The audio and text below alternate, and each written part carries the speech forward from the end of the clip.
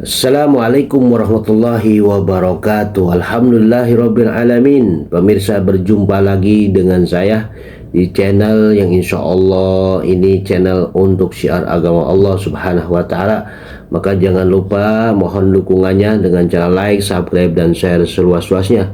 Insya Allah kalau kita menge-share atau membagikan video-video, konten-konten tentang dakwah agama Allah subhanahu wa ta'ala, kita pun akan mendapatkan pahala. Makanya jangan sampai ketinggalan, terus menge-share, membagikan video-video dakwah Islam. Kita pun insya Allah bagian dari dakwah kita melalui medsos yang kita miliki. Mari kita dengarkan lagi kajian-kajian dari guru-guru kita, bil khusus Buya Ar-Razi Hasim, yang mana kajiannya insya Allah sangat bermanfaat, bekal dunia dan akhirat kita. Karena kita ini sebagai manusia butuh sekali dengan nasihat, karena iman kita naik turun. Oleh karena itu sering mendengar pengajian, insya Allah iman kita terjaga, terpelihara. Oleh karena itu jangan lupa saksikan sampai dengan selesai agar wawasan dan ilmu pengetahuan kita bertambah, agar juga tidak gagal paham. Insya Allah marilah kita saksikan, insya Allah sangat bermanfaat.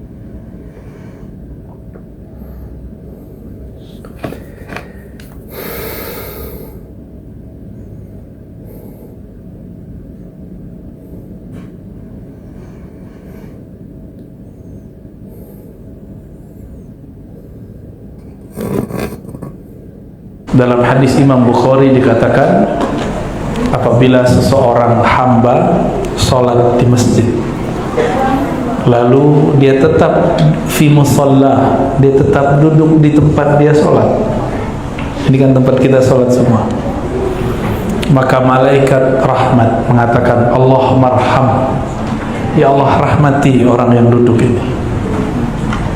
Dalam riwayat yang lain dikatakan, Allahumma salli alaihi, ya Allah sampaikan rahmat keberkahanmu kepada orang ini, madama fi musalla, selama dia masih duduk di tempat sholatnya. Ini kan tempat sholat kita semua ya? Jadi Bapak Ibu sadar atau tidak, malaikat dari tadi itu doa di ubun-ubun kita, dan mereka tadi itu datang bertahap, pindah, ngasih tahu, sono ada majelis, sana ada majelis, ya. Tidaklah ada satu majelis malaikat-malaikat mengumumkan kepada malaikat sekitarnya, halumma ila hajatikum. Ya, tidak ada satu majelis malaikat, nama malaikatnya malaikat sayyarah, malaikat yang bertebaran di mana-mana. Tugasnya cuma satu, meramaikan majelis-majelis ilmu dan zikir. Semoga majelis kita termasuk majelis yang diridhai oleh Allah SWT. Jadi ini kalau kita dibuka nih mata batin oleh Allah, ini gak ada atapnya Pak. Aku melihat sampai ke atas tuh orang bersayap sampai langit sana. Maka sebagai tanda terima kasih kepada Rasulullah SAW, kita kirimkan Al-Fatihah untuk beliau, untuk guru-guru kita semua, orang tua kita, dan semua yang hadir malam ini. Semoga Allah membukakan hati kita semua. Al-Fatihah.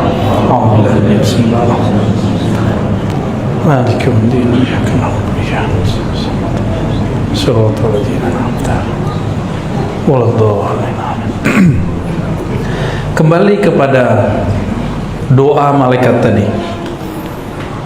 Ternyata ada sir rahasia yang sering kita lupa. Setiap kali masuk masjid ada doa. Apa doa masuk masjid?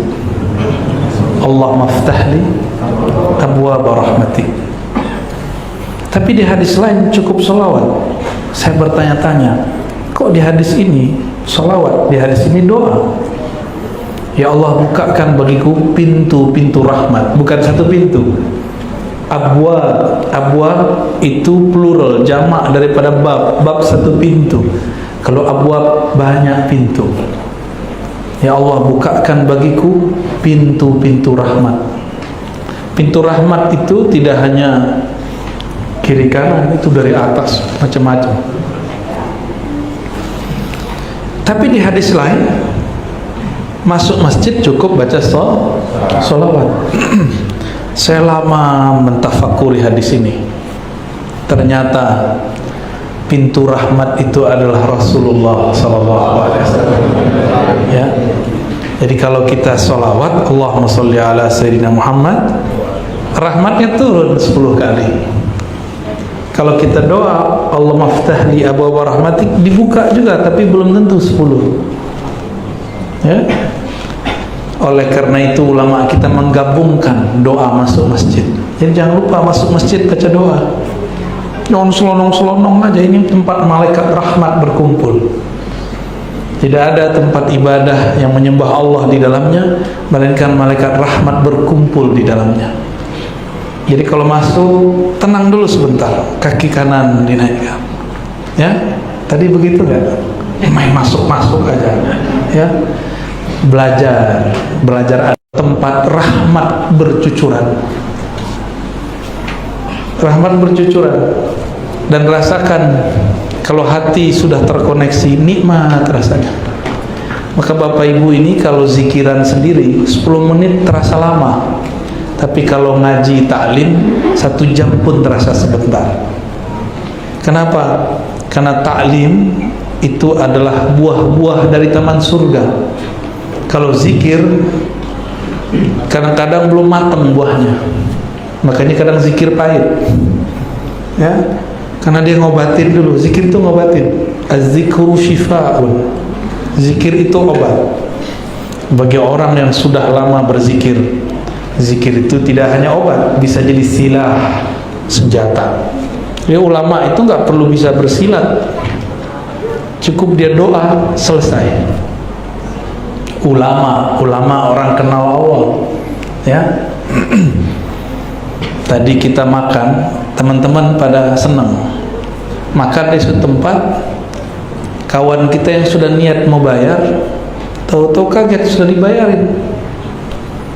Nggak kenal juga nih orang berdua. Dia sebut, saya murid Habib Fulan. Oh, langsung.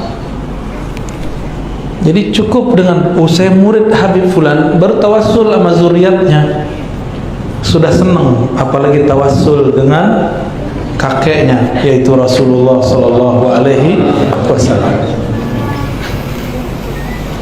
Jadi kalau masuk masjid, ini tempat rahmat, maka minta Allahumma ftahli abwaab. Nah, adik-adik itu udah hafal, cuma mereka kan anak-anak, nggak mengerti rahasia. Kita kalau sudah mengerti rahasia, kita ambil. Jadi kalau masuk masjid, tenang dulu sebentar, kolbunya diajak masuk. Masukkan kaki kanan, baca doa, Allahumma ftah li abwaaba rahmatik, tambahkan salawat, wassallallahu ala sayyidina Muhammad. Jadi dapat semuanya. Ya, gabungan. Jadi ulama itu meriwayatkan banyak hadis, lalu mereka gabung jadilah sebuah panduan amalan. Jadi malaikat apa yang mengiringi orang haji? Banyak nama malaikatnya, tapi terkumpul dalam satu klan malaikat rahmat. Jadi malaikat itu ada kayak habaib, ada fam-famnya, kayak bangsa, ada suku-sukunya. Ada suku Bugis, Banjar, ya, Jawa, Sunda, Minang, Aceh, macam-macam, Madura, semuanya ada. Kalau asli Kalimantan namanya apa? Dayak. Di sana juga begitu. Malaikat itu ada fam-famnya. Maka ada malaikat yang nama belakangnya pakai il, Jibril, Mikail, Israfil, Israel. Ada yang belakangnya pakai an, Ridwan, Kiraman. Ada yang pakai in, kita katibin, hafizin. Ada yang pakai ta, sayyarah, hafazah. Itu fam-fam kan mereka. Hamalah, hamalatul arsh. Ada malaikat zikir-zikir, malaikat azkar. Ya, banyak. Malaikat itu punya tubuh, tapi bukan tubuh fisik. tubuhnya tubuh nur. Kalau tubuh kita kan tubuh tin, kita kan tercipta dari tanah, maka tubuh ini tanah, tini, maka disebut tubuh fisik tanah. Mereka tercipta dari cahaya, maka tubuh mereka jisim nuri, jisimnya jisim nur. Kita ada darahnya Pak. Kalau kurang darah kita gimana? Disuruh makan ini, makan itu ya. Ada makanan khusus yang bisa meningkatkan darah. Kalau kita lemas, semuanya dikasih minum nih airnya. Malaikat itu juga sama. Malaikat itu punya nutrisi, punya makanan, punya sarapan, punya cemilan. Ya. Kalau malaikat menghadiri majelis zikir, dia sedang pesta. Jadi kapan pesta malaikat? Kalau ada majelis zikir. Di atasnya pesta lagi, taklim. Jadi kapan mereka kemudian girang? Kalau ada taklim. Antum ngumpul baca Ratibul Haddad, itu malaikatnya senang sekali. Maka orang-orang tertentu yang rohaninya lembut, rohaninya bening, itu bisa merasakan kehadirannya, penciriannya bulu roma berdiri pas zikir, ya qawi ya matin, gitu ya. Ada kan zikirnya, macam-macam zikirnya tuh. Kalau Ratibul Attas itu bismillahnya diulang-ulang, Bismillahirrahmanirrahim, Bismillahirrahmanirrahim. Itu ada sir, ada rahasia semua di situ. Dan ternyata di setiap huruf-huruf zikir, terutama zikir-zikir Qur'ani, di situ ada malaikat ribuan yang memikul, yang membersamai lafaz tersebut. Jika dibaca dia hadir. Tapi hati-hati, setan, iblis, karena mengenal rahasia itu, dia siapkan tentara-tentara malaikat palsu. Inilah yang dijadikan untuk menyesatkan calon-calon wali Allah. Dia lihat kayak malaikat, padahal bukan malaikat. Iblis ini kan dulu pernah jadi pemimpin malaikat di surga. Mimpin zikir, mimpin ibadah malaikat di surga. Tapi mohon maaf, imam masjid ada yang sok nggak? Kalau nggak ada saya nggak jadi nih, nggak jalan. Majelis nggak jalan. Ada yang ngomong gitu nggak? Saya banyak Pak dengar. Yang begitu biasanya nggak mau ikut ngaji sama saya biasanya. Kalau ikut ngaji biasanya itu hilang. Rata-rata nggak mau ngaji, ngerasa udah alim, ngerasa sudah cukup dengan rotib-rotibnya. Lah itu rotib kan ditulis di zamannya. Zaman sekarang ada rotib baru, ada rahasia baru. Kan kita belum keluarin aja Pak, ya tahap lah ya. Ada wirid-wirid untuk senjata di zaman ini. Dulu masyayikh kita buat zikir untuk zaman dia. Maka setiap masa ada ulama yang meramu zikir-zikir Quran, Sunnah. Bahkan mereka dapat persetujuan dari Allah secara rohani. Itu dikumpulkan untuk senjata akhir zaman. Kita jangan bilang, oh ente buat jalan baru. Tidak. Al-Habib Al-Haddad, Abdullah Al-Haddad, dia kan juga mengumpulkan yang sebelumnya belum dikumpulkan. Ya, Al-Habib Al-Attas, dia mengumpulkan kumpulan zikir sebelum beliau itu orang tidak berzikir seperti itu. Hasan Al-Banna nulis Al-Ma'thurat, itu kan tadinya sudah ada yang lebih lengkap. Dia buat versi dia sendiri. Setiap wali-wali Allah itu dia punya perbendarahan zikir, ya. Namun mereka ini tidak mau sombong. Kalau masih ada yang lama pakai dulu, tambahin dikit gitu, ya. Khawatir umat pada kaget. Jadi saya, walaupun saya mengijazahkan di majelis Ratibul Haddad, Ratibul Attas, saya punya wirid sendiri Pak, yang nggak ditulis di situ, ya. Tapi dari Quran juga, dari Sunnah juga, dan dalam pengalaman rohani sendiri kita mendapatkannya. Tentu nggak boleh keluar dari kaidah Al-Quran dan Sunnah, karena Al-Imam Junaid mengatakan ilmuna mukhayyadun bil kitabi was sunnah. ilmu kami, ilmu zikir ini, ilmu ma'rifatullah berkaitan muqayyad, nggak boleh keluar dari kitab dan sunnah.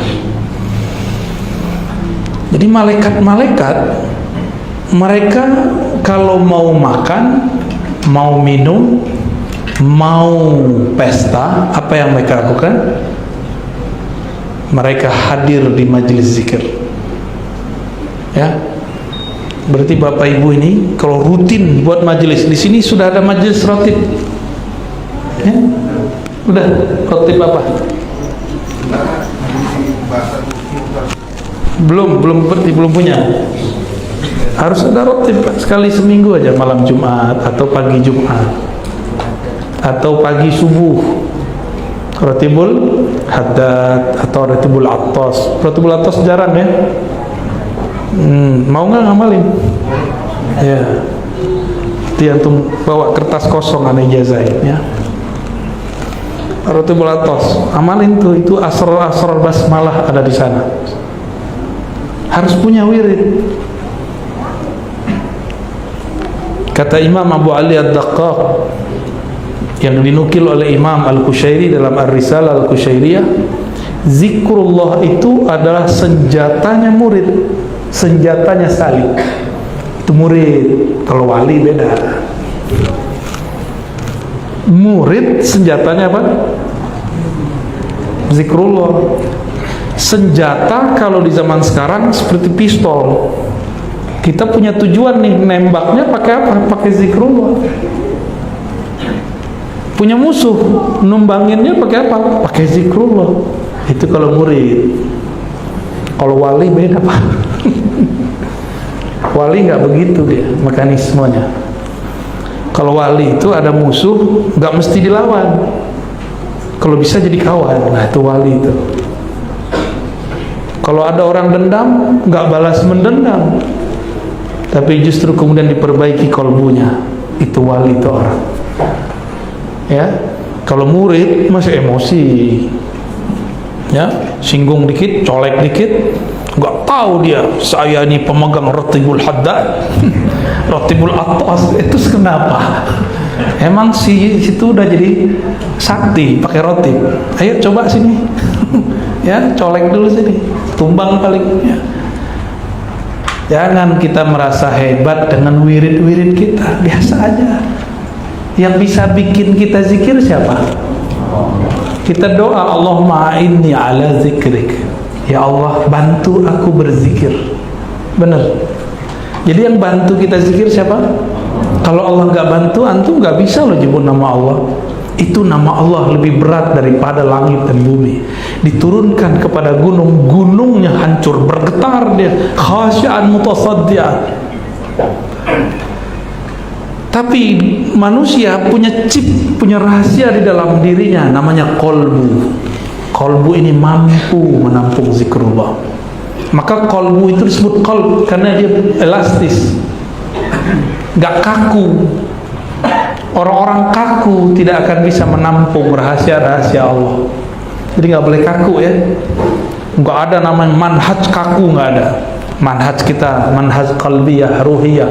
Kolbu itu ngikutin nama-nama Allah. Maka dia nggak selalu keras, ada lembutnya. Nggak selalu lembut, ada tegasnya. Ya, nggak selalu nangis-nangis. Ada saatnya suaranya naik, tapi nggak marah-marah mulu. Masa tiap ta'lim marah mulu? Capek juga kita ya. Kita kan bukan makhluk binatang buas, kerjanya marah mulu tiap hari. Kita ini juga ada sisi lain. Ya. Allah itu sisi lembutnya lebih banyak ditampilkan daripada sisi kerasnya. Maka coba lihat setiap surat, kecuali satu surat, dimulai dengan Rahman, Rahim. Ya benar. Kenapa Allah tidak menggunakan lafaz Bismillahil Jabbar, Bismillahil Qahar, dengan nama Allah yang maha merubah, yang maha perkasa, yang maha menghancurkan? Enggak, Allah enggak gunakan itu. Tapi kenapa orang membayangkan Allah itu tegas, Allah itu kasar, Allah itu pemarah? Jadi bayangan anak-anak tuh, karena bapak ini sering marah nyuruh anak sholat, Ya benar ya, ibu-ibu jangan suka marah-marah nyuruh anak sholat ya. Anak itu dia nggak seneng serius-serius amat, bener nggak deh? Masih berbingung tuh, ya, diajak ngomong gitu nggak connect. Maka mereka mau ke masjid gitu, saya udah seneng. Jadi salah satu yang bikin saya senang di masjid ada anak-anak, mau dia ribut di luar, kalau di dalam penting bisik-bisik, mau dia ribut di luar, itu saya senang sekali. Karena anak-anak ini nggak ada dosa. Kita mata nakal dikit dosa pak. Anak-anak nggak ada dosanya. Jangan-jangan kita selamat karena ada anak-anak. Maka dulu kakek dari guru kami, Syekh Taufik Al-Buti, dia punya kakek namanya Mula Ramadan Al-Buti. Kalau ada kejadian besar di Damaskus, Suria, maka untuk sholat hajat atau sholat istisqa atau sholat apa, itu dikumpulkan anak-anak. Suatu kali paceklik tidak turun hujan berbulan-bulan. Kebayang nggak? Hujan nggak turun berbulan-bulan, itu air nggak ada. PDAM belum ada zaman itu. Datang ke Maulana Mula Ramadan Al-Buti. Lalu beliau bilang, baik, kalian yang besar-besar puasa. Nanti di hari ketiga kita berkumpul di Masjid Jami', bawa anak-anak kalian semua dibawa. Benarlah, ketika khutbah istisqa ini kan khusus doanya. Beliau baru doa, yang pertama nangis bukan bapak-bapak, yang pertama nangis air mata anak-anak turun, hujan langsung turun. Itu anak-anak tersentuh dengan doa aki-aki ini, namanya Maulana Ramadan, Mula Ramadan Al-Buti. Ternyata beliau seorang wali Allah, doanya mustajab. Dia tahu menjadikan doa, menjadikan zikir untuk memanjatkan doa. Zikir itu senjata. Yang ahli pakai senjata siapa? Bapak bisa main pistol nggak, Pak? Pistol-pistolan ya. Oh, bapak ini jago main pistol kolbu, nembak orang. Yang jago main senjata siapa? Gak usah senjata pistol lah, pisau, pedang. Saya kasih bapak pedang, bisa ngelawan saya nggak? Sama-sama kalah kita, Pak. Karena sama-sama nggak bisa berlatih. Kita mau mukul kemana, perginya kemana, ya gak? Cara megangnya aja nggak bener. Pakai pedang begini, nggak nyambung, nggak kena, nggak kuat, colek dikit jatuh. Tapi ama ahlinya, nah, orang yang ahli ini sudah pernah berlatih. Dia berlatih, baru dia jadi ahli. Baru zikirnya dapat menjadi senjata. Jadi kenapa zikir kita nggak jadi senjata? Karena kita nggak terlatih. Itu sebabnya saya menyarankan di sini ada majelis zikir rutin terus. Nanti bapak coba lihat, mungkin awal-awal masih sepi, tapi kalau sudah rutin, ini ustadznya kan nggak sabar. Jadi ustadz nggak sabar, gimana sih jadi ustadz? Ya. Gimana mau jadi murabbi, pembimbing ruh, pembimbing nafsiyah? Dia aja nggak sabar sama dirinya, gimana mau sabar sama orang lain? Ya. Jadi mulai orang mau 7 orang, mau 5 orang, mulai mau dibid'ahin orang, biarin. Kita zikir aja, Pak. Saya pasti terantum dibid'ahin orang. Ya, kita maklum lah ya. Atau ada yang ngomong, dia nggak suka bid'ahin. Hari gini masih rotiban. Ada yang ngomong begitu, ya. Kita jalan aja, Pak, dan perhatikan. Nanti orang tambah lama, tambah rame. Kita nggak berharap mereka rame, kita berharap Allah ridho. Kenapa rame? Itu pertanda malaikat sudah tahu. Malaikat tahu, Pak. Kalau malaikat sudah tahu, dia berkunjung terus. Jadi malaikat tuh lebih disiplin. Kalau Bapak nih sudah punya majelis, itu jam berapa, hari apa, dia sudah datang duluan sebelum kita datang. Malaikat yang dulu hadir. Ntar dia ngabarin lagi ke malaikat yang lain. Karena mereka ini kecepatannya cahaya, maka dia mengabarkan seperti cahaya, cepat nyampe. Manusia itu kan ada sisi fisik, fisik kita ini mengandung dua karakter binatang ternak yang suka syahwat, makan, minum, kawin, tidur, benar kan? Ini udah pada kawin kan ini? Ya, makan kan? Atau udah nggak butuh makan? Tuh sama kayak binatang ternak. Mohon maaf, apa yang bedain kita dengan dia? Binatang ternak nggak ada emosi, berarti ada binatang lain sisi kita. Apa itu? Sisi buas, pemarah. Ada yang suka marah nggak? Hari ini bapak dimarahin ibu atau ibu dimarahin bapak? Atau kangen belum ada yang marahin Ustaz? Maksudnya apa? Masih jomblo. Baik. Ini karakter dua ini,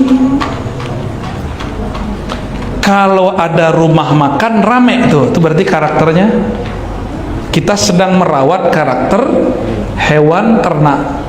Benar nggak? Rame rumah makan yang enak, itu kita sedang merawat.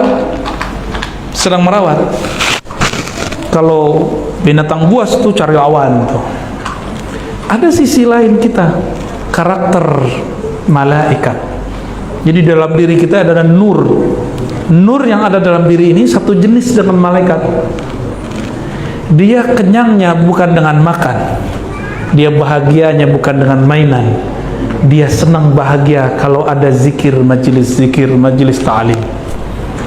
Jadi nanti kalau pengurus punya ustadz, ya rutin di sini buat zikrullah, nanti akan hidup sisi nur yang ada di orang sekitar. Lambat laun sisi nur yang di dalam diri dia akan hidup. Awal-awal kalau dulu saya masih kecil, kenapa ikut pengajian? Dulu kalau habis pengajian makan-makan. Dulu dan di kampung saya itu kalau pengajian makannya enak, bukan kebuli. Di kampung saya itu ada kambing tuh dibuat rempah-rempah, enaknya bukan main. Ya, kita tahu kebuli baru pas sudah ke Jawa ya. Di Sumatera dulu nggak ada saya ketemu, karena emang di kampung saya nggak ada majelis habaib, nggak ada. Ya mereka nggak percaya habaib dulu, nggak tahu kalau sekarang ya. Itu kita mau ke majelis karena ada makanan ujungnya. Itu jadi saya kalau ingat-ingat masa kecil, ini contoh nih bapak ini punya memori masa kecil nggak? Coba dengerin Guru Mahmud baca Quran, itu ingatnya jajanan depan masjid. Ya, memorinya begitu pak. Atau dulu ingatnya orang lagi tarawih di masjid, kita main petak umpet. Karena dengerin orang bulan puasa nuzul Quran. Atau bapak ibu ini udah dari mana-mana kampung, di kampungnya sebelum subuh, sebelum sholat ada tarhim, assalatu wassalamu alaik, gitu ya, 5 menit sebelum sholat. Setiap kali mendengar itu, masing-masing bapak ini yang datang memorinya beda-beda. Kalau kampungnya di Bugis ingat Bugis, yang kampungnya di Banjar ingat Banjar, yang kampungnya di mana kampungnya pak? Jawa ya. Tuh, muka Jawa nggak bisa nolak pak. Ya. Orang Sumatera, orang Sunda, itu dia ingetnya ke sana. Kalau dulu di masa kecilnya dia mendengarkan itu sebelum sholat, itu menjadi memori. Itu menjadi apa? Memori. Nah, Bapak Ibu yang bukan Allah, itu memori ini. Memori telinga, pendengaran. Kita punya memori yang lain. Memori nur. Nur itu memorinya zikrullah. Zikir, zikir, zikir, zikir, zikir. Maka setiap kali ada zikrullah, dia kayak ingat sesuatu tapi dia nggak tahu dia ingat apa. Benar nggak? Orang kalau zikir yang enak, dia akan connect kepada sesuatu, tapi dia bingung dia sebenarnya ingat siapa. Ada yang ingat wajah Allah nggak? Nggak ada kan? Nah, karena kata wajah di situ bukanlah wajah. Wajhun laka wajhin. Itu wajah tapi bukan muka seperti ini. Wajah itu kan sesuatu yang menghadap. Disebut wajhullah. Itu adalah cara Allah menghadap kepada hambanya. ya, di saat Bapak Ibu itu zikir, sebenarnya Allah lagi memandang. Seneng nggak dipandang sama orang cantik, orang gagah? Ibu-ibu diperhatiin cowok keren, mau nggak? Salah tingkah ya. Nah, makanya orang kalau zikir bulu romanya merinding, itu dia lagi dipandang Allah. Merinding itu. Dia bingung, kenapa saya merinding? Allah sedang memandangnya. Nah, Allah itu, ini kajian tauhid, tapi tauhid versi ahli hakikat, bukan versi kelompok sebelah kiri dan kanan. Ya, istilahnya sama, maknanya berbeda. Ini namanya tauhid ma'rifat uluhiyah. Kita tambahin istilah ma'rifat depannya. Tauhid ma'rifat uluhiyah, ada tauhid ma'rifat rububiyah. Ketika hamba berzikir, Allah sedang memberikan ma'rifat rububiyah kepada kita. Apa maksudnya? Rububiyah itu adalah, nih tolong diingat-ingat Pak ya, rububiyah itu keesaan Allah yang Allah pancarkan melalui makhluknya. Ini kalau di kelompok sebelah saya nggak ada urusannya, kita lagi nggak bahas kelompok sebelah kiri dan kanan ya. Ini kita lagi bahas kita dan Allah, kita dan Allah. Jadi Allah kalau menyebutkan wajah itu maksudnya apa? Ya, wajhur rububiyah. Ya, wajah rububiyahnya. Wajah itu menghadap. Bapak kalau menghadap pakai punggung pakai ini, maka ini yang disebut wajah. Benar, kan Allah bukan makhluk. Ya, Allah bukan makhluk. Karena Allah bukan makhluk, maka menghadapnya bukan dengan wajah fisik, bukan juga dengan wajah batin, tapi dengan ketauhidannya. Saat si hamba menyebut nama Allah, berarti Allah sedang ingin mengangkat dan memuliakan si hamba menjadi pantulan wajah rububiyahnya. Rububiyah artinya penciptaan, pengaturan alam semesta. Jadi kalau Bapak dizikir, itu rububiyah, nur. Nur yang muncul namanya nur Rabb, rububiyah. Ada apa?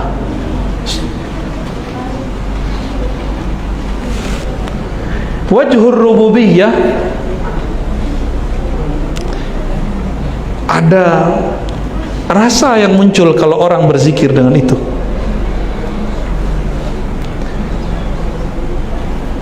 Nah, di sini ada dua cabangnya.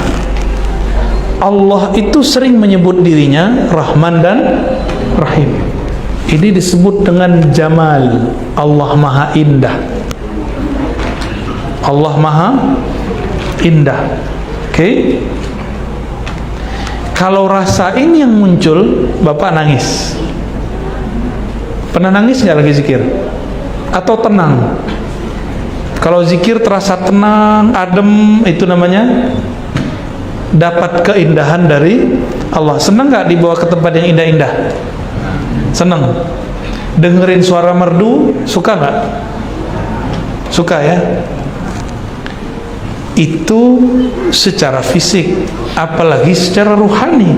Ruhani kita nyaman sekali kalau mendapatkan cahaya itu. Bapak Ibu kalau lagi gelap, takut atau senang? Ibu-ibu senang gelap apa senang terang? Terserah bapak-bapak katanya. Baik. Ini saya nggak ngomong yang bab itu Pak, jangan jorok ini yang vulgar ini. Karena kita punya sisi lain ya. Azan ya? Beda. Kalau kita gelap, kita takut. Sama orang yang tidak ada nama Allah di dalam dirinya, maka kolbunya gelap, pikirannya gelap. Kalau pikiran sudah gelap, itu namanya stres. Pernah panik? Pernah panik? Ya. Biasanya orang baru beli mobil baru, motor baru, kegesek dikit marah-marah, panik. Padahal kan tinggal dibenerin, Pak. Ya kan? Dia marah nggak marah pasti dibenerin nggak? Tuh, kenapa harus marah-marah? Panik karena kolbu pikirannya gelap. Oke? Berarti harus latihan zikrullah. Kerja kenapa mau berangkat pagi pulang sore? Kenapa? Karena pengen dapat duit supaya bisa beli listrik, teranglah rumah, ya. Benar. Orang kalau kerjanya rajin, dia dapat usahanya, hasil usahanya juga jelas. Sama, prinsip rohani sama. Kalau rajin bekerja dengan rohani, maka kita akan mendapatkan gaji-gaji rohani. Kita kerja dapat duit, senang, benar. Senang kan dikasih duit? Tuh kan, jujur benar kan? Senang dikasih duit. Rohani ini dapat gajinya. Apa gaji rohani? Ketenangan. Bukan senang, tapi tenang. Mau punya duit tapi nggak tenang. Ini contoh gampang. Bapak pakai dompet, duitnya banyak, jalan di keramaian, tenang nggak? Beneran? Ntar ada pencopet. Nah, diumpetin nggak? Nah, ini rahasia, Pak. Kalau orang punya rahasia zikrullah, pasti diumpetin. Karena bisa dicuri oleh syaitan. Paham? Dicurinya gimana? Dipancing-pancing. Ini cara setan nih, nyuri nih. Pancingnya bisa lewat emosi. Gak bisa lewat emosi, lewat nafsu. Nafsu biasa, nafsu rendahan. Gak bisa juga lewat apa lagi? Lewat sesuatu yang kita semuanya senang, yaitu sum'ah wal ujub, pamer, posting, ngomong. Pas lagi taklim subuh, tidur ditanya, bro, kenapa ente tidur? Malam tadi tahajud 11 rakaat, bro. Itu dicuri sama syaitan. Paham? Itu udah kecuri, udah harus diambil balik. Ta'awuz cepat-cepat. A'udzubillahi minasyaitonir. Terus dibalikin tuh. Dibalikin nanti. Gak berhasil juga. Nah, ini banyak nih, mumpung nih masjid, musola masjid. Masjidnya lagi bangun nih, yang sedang bangun tulus-tulus bener, Pak. Kenapa? Ini diintai terus sama setan. Setan itu paling senang mengintai orang yang berjasa untuk umat. Gimana cara ngintainya? Nanti dia kirim tentara dia, panas-panasin tuh orang supaya nyinggung si panitia, pengurus masjid. Udah jadi masjidnya, kalau perlu jangan jadikan dia pengurus lagi.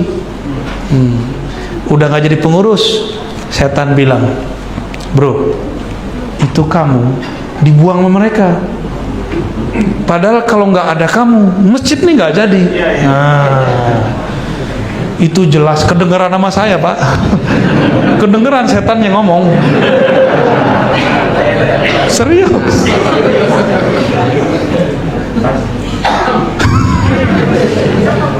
Datanglah, itu banyak ada di beberapa masjid. Setiap sampai di masjid itu datang tiba-tiba orang-orang lama yang sudah terbuang. Padahal orang nggak buang, orang justru pengen dia nggak usah mikirin lagi, istirahatlah, fokuslah ibadah. Tapi setan bilang kau dibuang. Padahal aktivitasnya sama. Maksudnya kamu sudah capek-capek bangun masjid, udah sekarang kamu istirahat, nikmati, jangan ngurus lagi. Tapi setan ngomong, tuh ada anak muda sekarang kurang ajar. Bener. Kalau bukan karena kamu, dia nggak bisa sholat di situ. No, kata-katain sekalian. Benar. Maka setan memanfaatkan emosi kita, lalu kita ngomong, itu masjid. Kalau bukan karena saya, ngomongnya ke saya, Pak. Dia nggak tahu saya dengerin dia. Kita intelnya dia kan, ngintelin setan kita. Kalau bukan karena saya nih Ustadz, ini masjid tak jadi. Kena si bapak. Langsung kita peluk-peluk, Pak. Udah tua. Ini kan kalau perempuan namanya Pak Baper ya. Nangis-nangis lagi. Ini setan bener. Kalau bukan karena saya, ini mesti gak jadi Ustaz. Akhirnya saya bilang, Pak, mau amalan bangun masjidnya Allah kekalkan? Oh, mau dong. Cukup. Nah, saya agak kenceng ngomong. Kita tepuk ininya. Cukup ngomong begitu ke saya. Tidak usah omong ke orang lain. Karena barusan amal bapak dicuri sama Tony, ya, teman dia Tony. Kita ada syainya. Kalau syainya syai Yaman kan mulai syailillah. Bapak ibu yang melakukan Allah, inilah ya harus kita jaga. Jangan cuma rajin menabung zikrullah, tapi juga harus menjaganya. Ya, kajian ini sebenarnya judulnya Tazkiyatul Qulub, pembersihan kolbu. Ya.